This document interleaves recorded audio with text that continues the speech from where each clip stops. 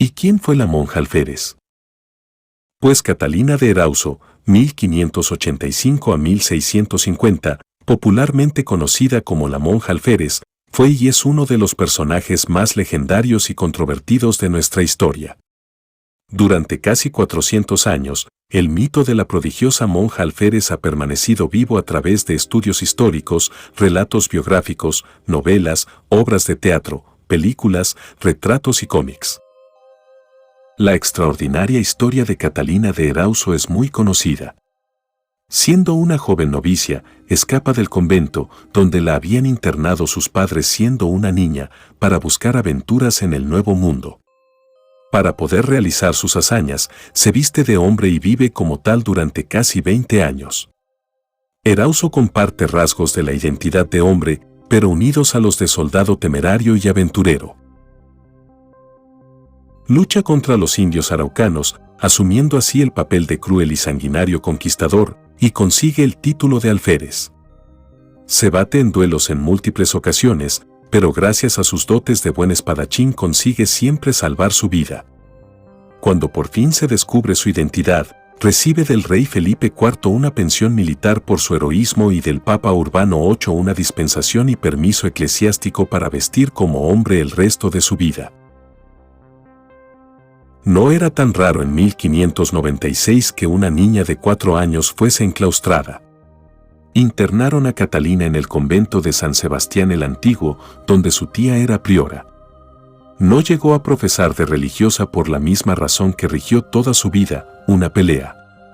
Ella era robusta y yo muchacha, me maltrató de mano y yo lo sentí, escribe en sus memorias para justificarse, pero la verdad es que Catalina o Pedro de Oribe o Francisco de Loyola o Alonso Díaz Ramírez de Guzmán o Antonio de Erauso, que todas estas fueron sus identidades, no hizo otra cosa que reñir.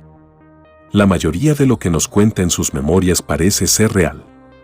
Las escribió en 1625, antes de embarcarse por segunda vez hacia América, donde murió. Según ella misma, la biografía romántica que le dedicó el escritor inglés Thomas de Quincy 1854 y los historiadores, Catalina no paró de meterse en líos. Salía de ellos por suerte, azar o fuerza, pero su carácter arrogante la volvía a meter en los mismos. Catalina de Erauso, la monja alférez, nació en la villa de San Sebastián de Guipúzcoa, en 1585, en el matrimonio del capitán Miguel de Erauso y María Pérez de Galarraga y Arce, naturales y vecinos de la misma población. A la corta edad de 4 años fue internada en el convento dominico de San Sebastián el Antiguo, de la dicha villa, tal como sucedió con sus 3 hermanas, María Juana, Isabel y Jacinta, quienes permanecieron en él hasta su muerte. Una reyerta que sostuvo con la monja profesa Catalina de Aliri la motivó a huir del convento la noche del 18 de marzo de 1600, siendo aún novicia y faltándole poco tiempo para profesar. En los meses siguientes estuvo en las poblaciones de Vitoria, Valladolid, Bilbao y Estella, ciudad esta última de donde volvió a San Sebastián, su patria, a los 3 años cumplidos de su fuga. En todo este tiempo desempeñó oficios varoniles, oculta bajo el nombre de Francisco Loyola. Poco después salió para Sanlúcar de Barrameda, en donde se enlistó como grumete en un barco que partía para América, del que era capitán Esteban Eguiño, tío mío, primo hermano de mi madre, que vive hoy en San Sebastián, y embarquéme, y partimos de Sanlúcar lunes santo, año de 1603. Historia de la monja alférez, 1829, p. 10. Su primer destino en el Nuevo Mundo es Araya, en Venezuela, de donde se dirige a Cartagena de Indias, ciudad en la que permanece por 8 días, al servicio del mencionado capitán Eguiño. De allí pasa a nombre de Dios, en Panamá. Cuando la armada está ya cargada con la plata de las minas americanas, y a una hora escasa de volver a la península, la Erauso le roba 500 pesos a Eguiño y baja a tierra. Permanece en Panamá algunos meses, mientras gasta el dinero, después de lo cual se emplea con un mercader de Trujillo, en el Perú. En esta ciudad mata en duelo a un hombre, por lo que se ve obligada a ubicarse en Lima. Meses después se enrola como soldado en una compañía que parte para Concepción, en Chile. Por una circunstancia extraordinaria fue separada del resto de los hombres apenas al llegar al país austral. Fue ella que su hermano Miguel, quien se había embarcado para América en 1587, se encontraba de secretario del gobernador Alonso de Rivera, al enterarse del lugar de procedencia de Catalina, la cual, conveniente es advertirlo, jamás reveló ni su sexo ni su verdadera identidad al hermano, intercedió para que fuera asignada a su propia compañía, en la que estuvo durante casi 3 años. En sucesivos encuentros con los indios araucanos dio muestras de su valor temerario, al punto de alcanzar con honores el grado de alférez, por el que es más conocida, pero en una pendencia de juego al que fue muy aficionada y que le ocasionó innumerables conflictos, mató a otros 2 hombres, como en varias ocasiones similares pasadas y futuras. También pudo evadir la acción de la justicia en tal oportunidad al acogerse al resguardo sagrado de un templo, el de San Francisco en este caso. Meses después, en una incursión nocturna, se enfrenta en duelo con un desconocido a quien mata, el cual resultó ser nadie menos que su propio hermano Miguel. Dolida, pero no reformada, parte errante hacia Tucumán, Potosí, La Plata, Charcas, Piscobamba, nuevamente La Plata, Cochabamba, La Paz, el Cusco, Lima, el Callao, Huamanga y Huancavelica, en algunas ocasiones víctima de bribonadas y trapisondas, pero las más de las veces como ejecutora o propiciatoria de las mismas. En este vagabundaje utilizó los nombres de Pedro de Oribe y Alonso Díaz Ramírez de Guzmán. Sus continuas fechorías y su carácter pendenciero facilitaron el cerco de las autoridades. Vuelta a Huamanga y ya a punto de apresarse, encuentra el amparo del suave obispo Fray Agustín de Carvajal, quien logra de la monja alférez la más completa confesión de sus secretos. Admirado de tan increíble historia, hace el obispo que Catalina sea examinada. 5 meses después, luego de haber socorrido y aconsejado de muchas maneras a Catalina de Erauso, murió el obispo Carvajal. Conocido el insuceso en Lima, el arzobispo de la ciudad, Bartolomé Lobo Guerrero, ordenó el traslado hacia allí de la monja alférez, donde fue recibida y agasajada también por el virrey Francisco de Borja. Durante casi los 2 años y medio siguientes vivió en el convento de la Santísima Trinidad de la capital peruana, hasta cuando llegó prohibición de España para continuar en él, por no ser Catalina monja profesa. Decidido su retorno a la península, se embarca otra vez en traje de civil en la armada del general Tomás de Larraspuru, que llega a Cádiz el 1 de noviembre de 1624. Durante el trayecto participó en otro lance de cuchilló, por rivalidades originadas en el juego. La increíble historia de esta monja travestida es una de las muchas que el escritor José Luis Hernández Garbi narra en A donde quiera que te lleve la suerte, un libro en el que ha rescatado del olvido las vidas de aquellas mujeres que, rompiendo moldes, se embarcaron hacia lo desconocido, mujeres que tienen mucha más relevancia en la historia de la conquista de América de la que se les ha atribuido hasta ahora. Su actuación fue fundamental.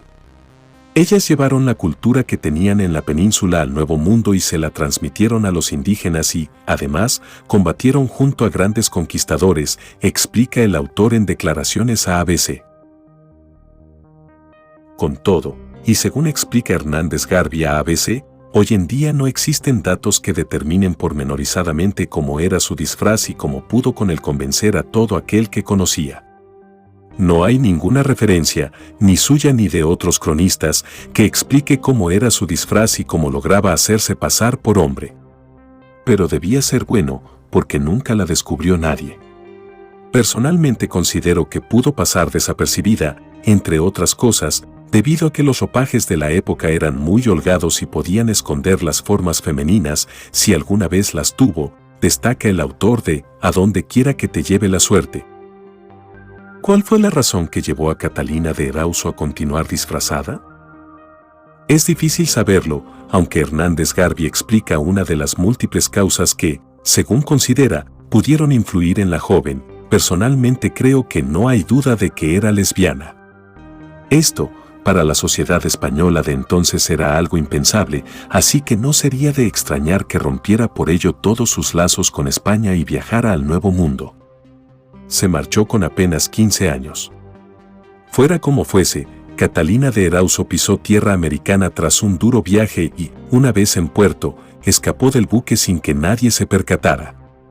Desde allí partió hasta Saña, Perú, donde entró a trabajar como dependienta de una tienda de ultramarinos.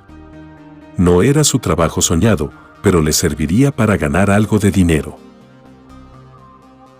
Licenciada con deshonor a pesar de su heroico historial, Catalina de Erauso se dio a partir de ese momento a la mala vida y se convirtió en el típico bravucón de taberna ávido de poner su espada al servicio de quien fuera con tal de ganar unas pocas monedas que gastar en vino y cerveza.